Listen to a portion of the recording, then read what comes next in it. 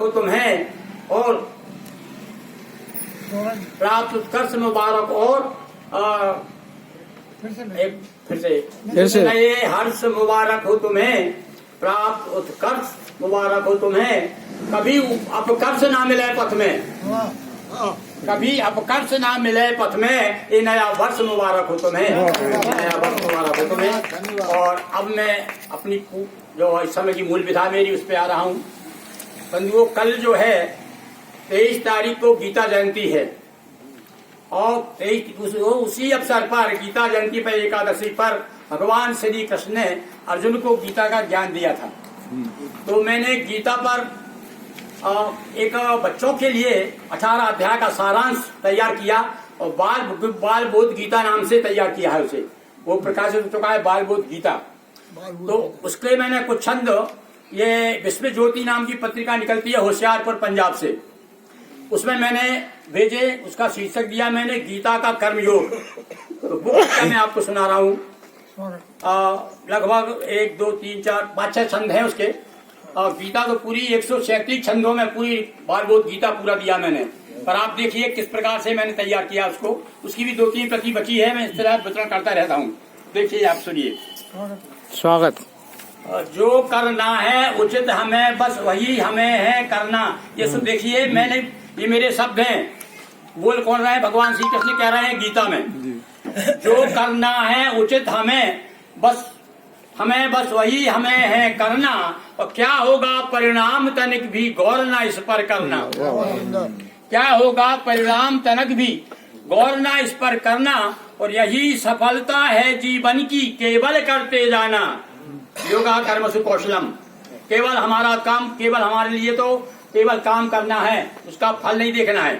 तो यही सफलता है जीवन की, केवल करते जाना, और काम क्रोध मद लोभ विकारों को भी बस में करना।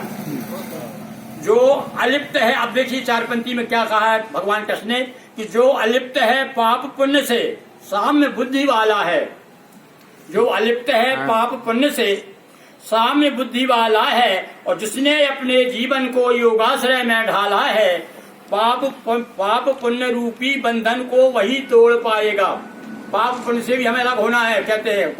पुण्य के पीछे मत पड़िए आप। कृष्ण तो क्या कहते हैं कि पाप पुण्य रूपी बंधन को वही तोड़ पाएगा, और युक्ति पूर्वक कर्मशील जो कर्म योग वाला है, युक्ति पूर्वक कर्मशील जो कर्म योग वाला है, और कल की आशा रखने वाले नहीं बढ़ाई पाते, कल की आशा रखने वाले नहीं बढ़ाई पाते, और कर्म नहीं करते हैं लेकिन फल पर है ललचाते, कर्म नहीं करते हैं लेकिन फल पर है ललचाते, और है परंतु निष्काम कर्म वर यानी श्रेष्ठ।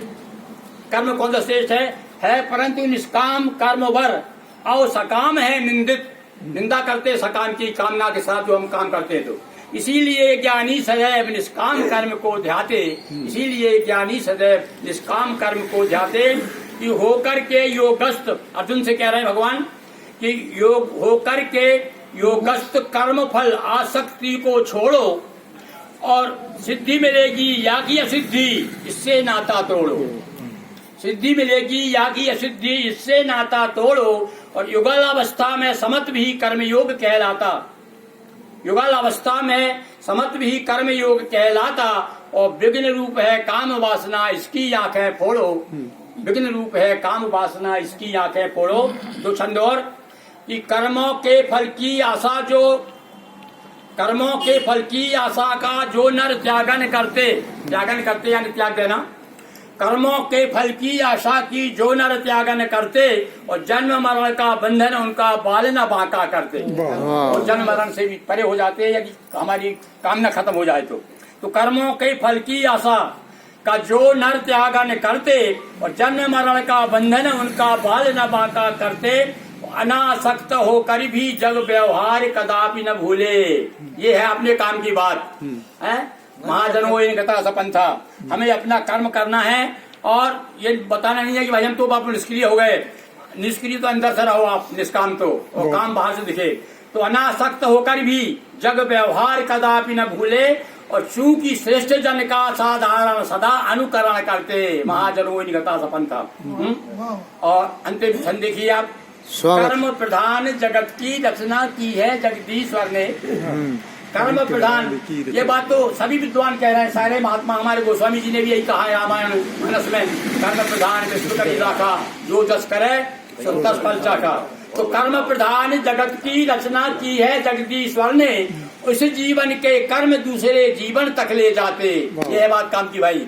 हम जो पोटली बना के यहाँ से ले जाएंगे और वहाँ पर रोक दिया जाएगा पोटली में क्या क्या है आपके, तो देखेंगे तो नरक वाला सामान है तो उधर ले जाएंगे आपको, और स्वर्ग वाला उधर ले जाएंगे। तो वो कह रहे हैं यहाँ पर कर्म प्रधान जगत की रचना की है जगदीश्वर ने, इस जीवन के कर्म दूसरे जीवन तक ले जाते, और सदा आत्मा रहता नरसा इस शरीर के घर में। उदाहरण दिया कि शरीर तो हमारा ये मकान है, आत्मा जो इसके अंदर जो है मकान का मालिक है। तो सदा आत्मा रहता नरसा इस शरीर के घर में, और देह आत्मा के नाते ग्रह ग्रहपति से दर्शाते। जैसे ग्रह ग्रहपति ऐसे ही आत्मा और शरीर के बारे में बताया। तो बहुत कुछ है, कभी समय आएगा तो पूरी गीता सुनाऊंगा मैं आपको। आज केवल इतना ही, बहुत बहुत धन्यवाद। और एक आशावादी दृष्टिकोण का 4 पंक्ति का मुक्ता पर सुना दूं मैं आपको।